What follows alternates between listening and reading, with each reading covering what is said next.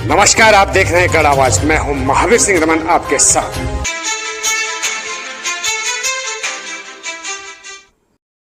नमस्कार, आप देख रहे हैं गढ़ आवाज। मैं हूं महावीर सिंह रमन आपके साथ। और जैसा कि आप जानते हैं कि इस वक्त कोटद्वार नगर निगम चुनाव की सरगर्मियां बिल्कुल तेजी पर हैं और लगातार जो है कि 40 के 40 वार्डों के जितने भी 187 पार्षद प्रत्याशी चुनाव मैदान में है, डोर टू डोर कैंपेन में लगे हुए हैं। वही जो है कि अगर हम बात करें नगर निगम मेयर की, तो मेयर पद पर जो है कि इस वक्त लगा जो है कि एक जमकर एक बवाल हो, जहाँ पर सुबोध उनियाल जी के द्वारा जो बयान दिया गया था उस पर एक बवाल मचा हुआ है। और वो एक इशू ऐसा बन गया है कांग्रेस के लिए, एक अच्छा जो है कि मुद्दा यहाँ पर ये बन करके आया है। तो जो है कि त्रिकोणीय मुकाबला यहाँ पर देखने को मिल रहा है। लेकिन हम बात करते हैं कि इस वक्त हम जो पहुँचे हैं वार्ड नंबर 38 में, और वार्ड नंबर 38 में जो है कि जो निर्दलीय पार्षद प्रत्याशी है वो है श्रीमती श्वेता नेगी। और श्वेता नेगी जी पहली बार भले ही जो है कि इस चुनाव मैदान में है, लेकिन उनके जो पति पूर्व पार्षद अमित नेगी जी ने इस वार्ड के लिए 5 साल बहुत ही अभूतपूर्व कार्य किए हैं और लगातार जो है कि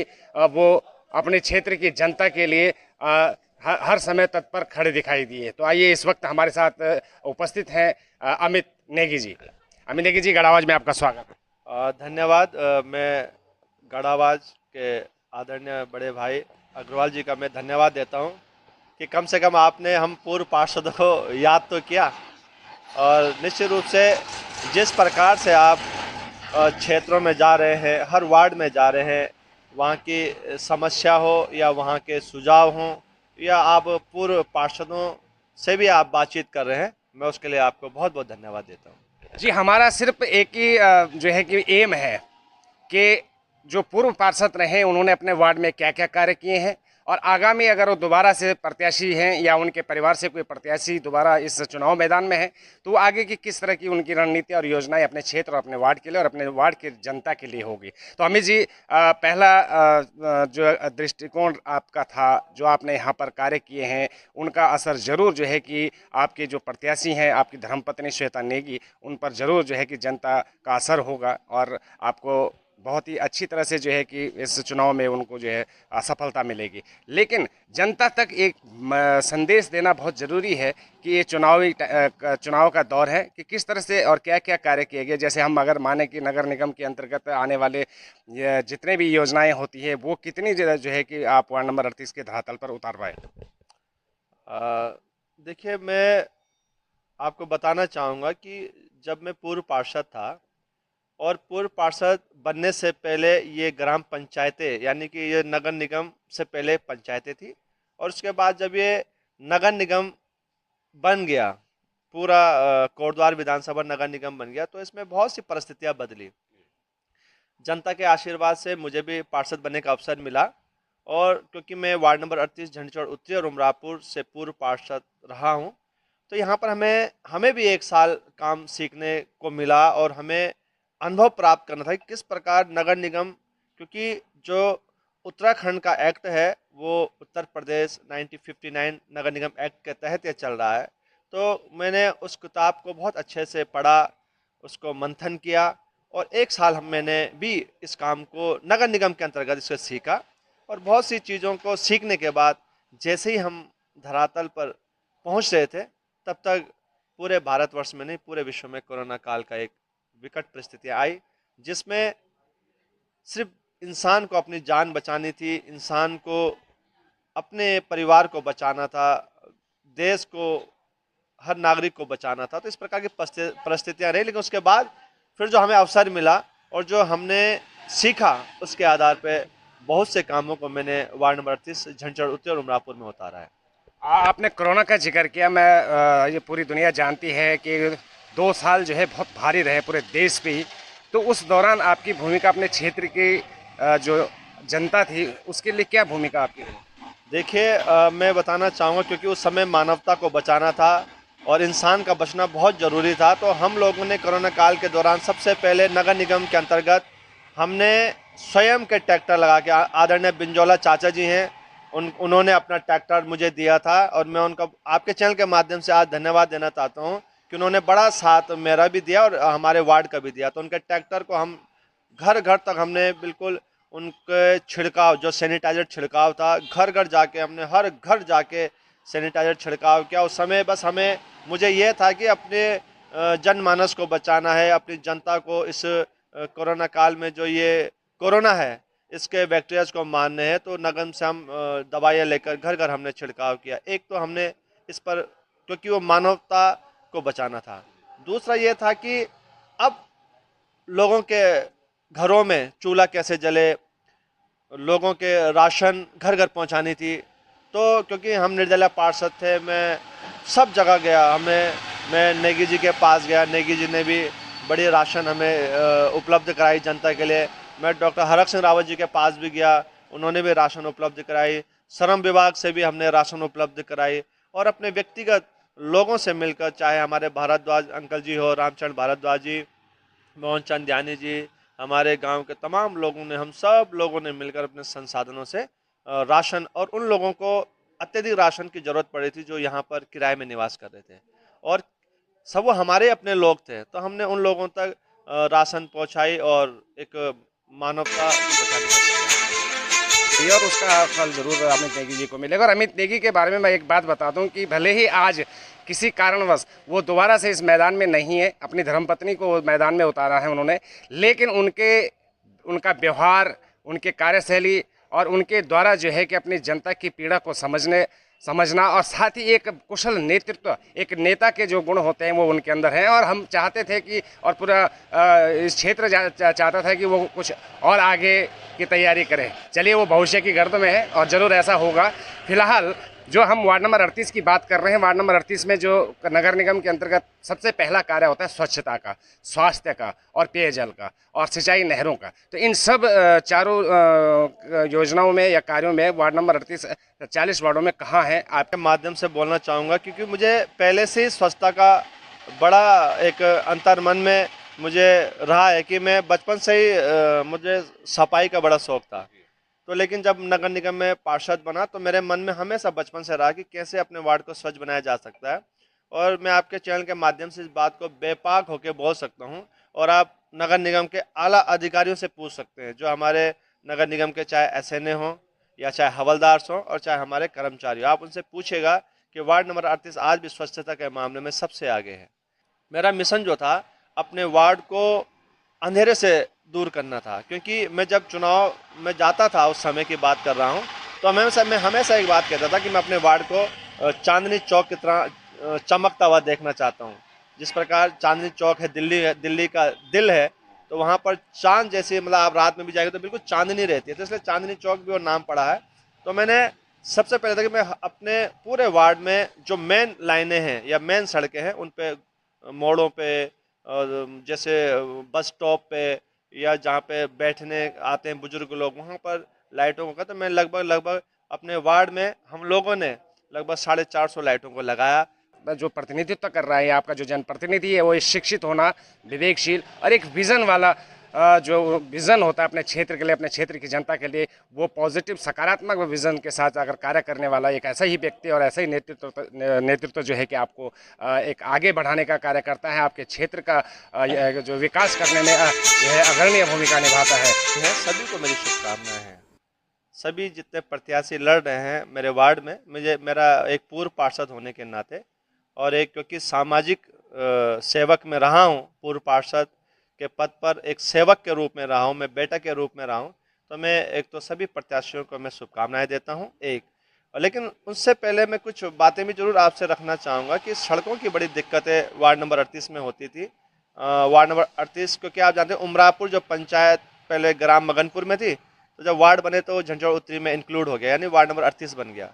तो दिक्कतें ये थी कि हमको उत्तरी में भी काम करना है मुझे, और झंझोड़ उत्तरी और उमरापुर दोनों में काम करना है। तो देखिए दिक्कतें दोनों जगह थी, लेकिन सभी प्रतिनिधि अपने अपने स्तर से काम करते हैं, अपने अपने प्रयास करते हैं। लेकिन जो मेरा प्रयास था सड़कों को लेकर, तो मैंने अपने वार्ड नंबर 38 झंझोड़ उत्तरी और उमरापुर में लगभग 80 सड़कें बनाई, जिनको मैं कह सकता हूं कि आप, अगर मैं आपको कभी आप अपने चैनल के माध्यम से धरातल पर आप देखेंगे तो आप कभी जाएंगे जो चक्रधर मोड़ है, जब वहाँ से आप जाते हैं तो अंदर के लिए एक सड़क कटती है बेवनी परिवार के लिए, तो वहाँ पर आप देखेंगे वहाँ बड़े खड्डे होते थे और बड़ी बड़ी घासें होती थी उन सड़कों में। तो वहाँ पे हमारे एक मित्र भी हैं मनमोहन सिंह नेगी जी, तो वो भी बहुत बोलते थे कि यार अमित भाई इसे बनाइए। बेवनी जी, हमारे बलूनी जी जो परिवार है वहाँ पर, डबराल जी, केस्टवाल जी, वो हमेशा मुझे बोलते थे। मैंने कहा आप विश्वास करें, मैं इसे ज़रूर बनाऊंगा। और आप यकीन मानेंगे कि बेवनी परिवार से लेकर बलूनी परिवार से लेकर पूरा एक जाल मैंने वहाँ बनाया 1 किलोमीटर एक सड़क का। आप जाइए, आप धरातल पे अपने चैनल के माध्यम से जरूर दिखाएगा। और कई बार कई कुछ कहते भी हैं कि कुछ हो नहीं पाया, लेकिन मैं तो आपके चैनल के माध्यम से कहना चाहता हूँ हाथ जोड़ के कि आप एक बार जाइए धरातल पे देखिए। हमने लोगों के घर घर जाकर सड़कें बनाई हैं। और बड़ी खुशी की बात है कि जितने भी हमारे प्रत्याशी चुनाव लड़ रहे हैं उनको तो मैं शुभकामनाएं दे रहा हूँ, लेकिन आप उनके अगर स्थानों पर भी जाएंगे तो आपको धरातल पर काम नज़र आएगा, सड़कें नज़र आएंगी।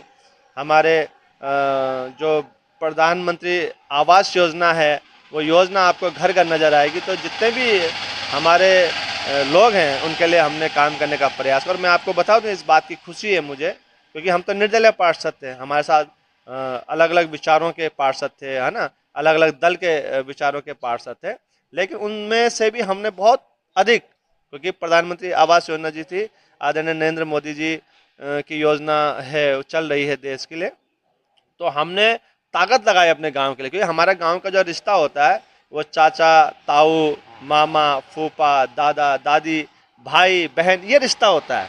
तो मैं हमेशा सोचता हूँ कि राजनीति जरूर होनी चाहिए, लेकिन राजनीति का स्तर हमेशा वो होना चाहिए कि आप किसके लिए कितना काम करते हैं। चक्रधर मोड़ से तो आप देखेंगे हॉट मिक्स की चमचमाती सड़क है, तो ऐसा नहीं है, बहुत से मुद्दों पे हमने काम किया, जो हमने सीखा उसको धरातल पे उतारा।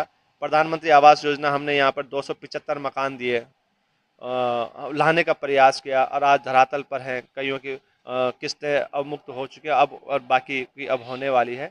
हमने लगभग राशन कार्ड, जो बहुत बड़ी दिक्कतें थी यहाँ, 450 राशन कार्ड बने। जो हमारे सफ़ेद कार्ड के अंतर्गत आते थे उनके सफ़ेद कार्ड बने, जिनके पीले राशन कार्ड उनके पीले बने, जिनके अंत्योदय के अंदर थे उनके अंत्योदय बने। तो ऐसा हमने बहुत काम किया। और एक बहुत बड़ी जो समस्या थी यहाँ पर पेंशन की थी, जो मैं देखता था कि पुराने स्तर पे पेंशनें यहाँ नहीं होती थी, लेकिन हमने, जब मैं यहाँ पर मौका मिला मुझे, तो वृद्ध लोग, विकलांग और हमारी जो विधवा महिलाएं, बहनें, माताएं थी, उनकी बड़ी दिक्कतें थी। तो हमने लगभग 450 पेंशनें यहाँ पे की। हाँ, तो लेकिन किन्हीं कारणों से जैसे कुछ लोग रह जाते हैं जिनके डॉक्यूमेंट पूरे नहीं होते हैं, या उनके डॉक्यूमेंट्स में अभी आधार कार्डों में कुछ दिक्कतें होती हैं, थोड़ा एक आध लोग उनके रहे होंगे, लेकिन लगभग अभी समाज कल्याण ने जब यहाँ पर आंगनबाड़ी को एक नेतृत्व, तो 2-3 लोगों के ही पेंशन जिनकी अब उम्र हो चुकी है, नहीं तो सबके यहाँ पर पेंशन हो गई है। पार्षद के द्वारा इतने कार्य, 450 लोगों की पेंशनें, 450 से लगभग राशन कार्ड, 80 सड़कों का निर्माण और 250 के लगभग जो है कि पीएम आवास लोगों तक पहुंचाना, एक क्वालिटी होती है, एक कैपेबिलिटी एक प्रत्याशी के अंदर हो तो वो कुछ भी कर सकता है और बहुत कुछ ला सकता है अपने। देखिए, कमियां तो इंसान है और कमियां करते करते रह जाती हैं, क्योंकि अवसर देना इसलिए ज़रूरी है किसी भी व्यक्ति को कि कभी कभी काम करते करते कुछ रह जाता है, छूट जाता है, तो उनकी भरपाई की जा सकती है। मैं साथ आपके चैनल के माध्यम से आप देखते होंगे कि जिसे हम झंडी चौड़ का हृदय बोलते हैं, यहाँ पे जो यहाँ पर प्रभु राम का मंचन यहाँ पर होता है, भगवान शनिदेव को यहाँ पर पूजा जाता है, भक्त लोग आते हैं। वहीं पर आपने देखा होगा कि बिल्कुल वहाँ पर दयनीय स्थिति थी पहले, लेकिन हम लोगों ने अपने विचारों से, पहला नगर निगम के बाद बनने के बाद, या तो बुद्धा पार्क में पार्क है एक, या उसके बाद सबसे बेहतरीन पार्कों में से आप ये देख सकते हैं कि झंडी चौड़ वार्ड नंबर 38 उत्तरी में है। और आप कभी अपने धरातल में तो आप जाते हैं, आप चैनल के माध्यम से दिखा सकते हैं, बैठने की बढ़िया व्यवस्था, लॉकिंग टाइल्स लगी हुई हैं, पौधे लगे हुए हैं, माली वहाँ पर है, यानी कि आप देख सकते हैं खूबसूरती देने का प्रयास। उसका मकसद ये नहीं था कि सिर्फ वार्ड नंबर 38 की जनता उसका लाभ ले, उसमें तो पूरा झंडी चौड़ उमरापुर इसका लाभ ले। और आप देखते भी हैं कई बार, और जनमानस भी वहाँ पर आता है।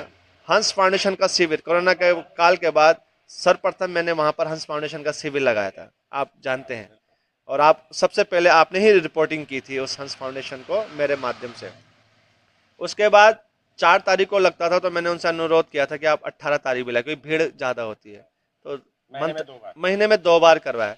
तो निश्चित रूप से अब वहाँ पर हम लोगों ने स्टार्ट किया, और मैं धन्यवाद भी देता हूँ। अब मेरा छोटा भाई मनोज भाई, वो भी निरंतर अब लगे रहते हैं उसमें, और बहुत अच्छे वो भी काम कर रहे हैं। लेकिन मेरा जो मकसद था अपनी जनता के लिए एक अच्छा पार्क, उस पार्क में वृद्ध लोगों के लिए हंस फाउंडेशन का शिविर, और उसको सुचारू रूप से सारे क्षेत्र के लिए चलने के लिए, लेकिन वो कुछ नहीं हो पाई। लेकिन फिर मैं माननीय विधायक जी के पास गया, आदरणीय श्रीमती रितु खंडूड़ी जी के पास गया, जो विधानसभा अध्यक्षा भी हैं, और मैं उनका बड़ा सम्मान करता हूं हाथ जोड़ के, क्योंकि मैंने यहाँ पर महिलाओं के लिए एक पत्र दिया था। मेरी 4 मांगे थी।